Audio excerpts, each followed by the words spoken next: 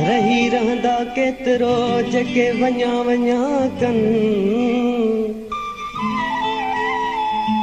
अली गुल भली वञनि पर भेरो की न भञनि अली गुल भली वञनि हो पर भेरो की न भञनि मोटी पिया मिलनि हर हर हकीरन सां मिठा तो तमूं खां कई मोकलाणी मिठा तो तमूं खां कई मोकलाणी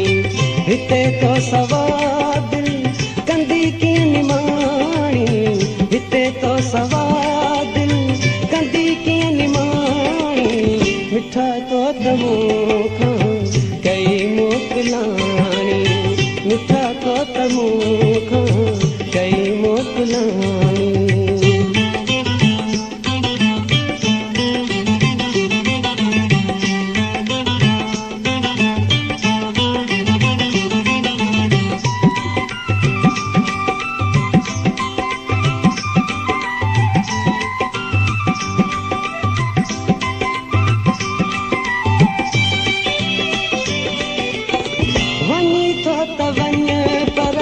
विसारे न छॾिजां वञी थो त वञ पर विसारे न छॾिजां वञण सां ख़ुदा खतड़ो त लिखजां वञण सां ख़ुदा खतड़ो त लिखजां मन थी वञे का रूह खे रिहाणी मन थी वञे का रूह खे रिहाणी हिते तो सवादिल कंदी कीअं निमाणी मिठा तो तमूं खां कई मोकलाणी मिठा तो तमूं खां कई मोकलाणी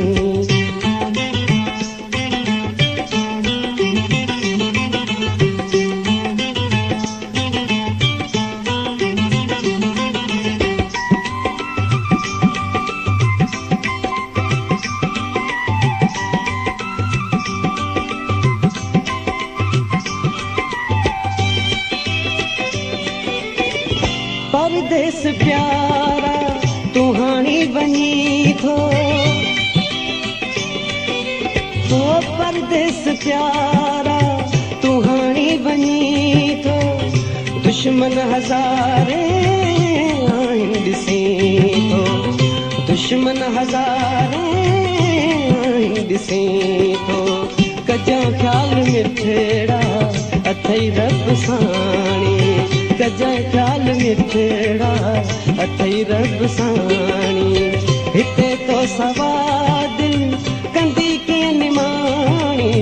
मिठा तो तमूं खां कई मोकलाणी मिठा तो तमूं खां कई मोकलाणी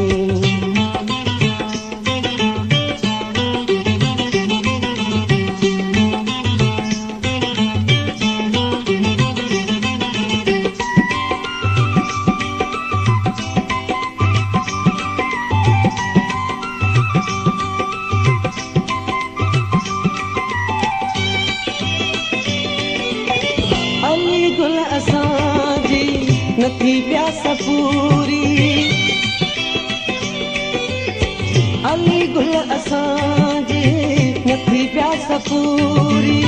रहिजी वई अंदर में सिका समूरी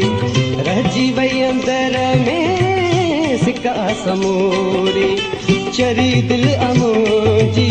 न थींदी सियाणी चरी दिल अमोजी न थींदी सियाणी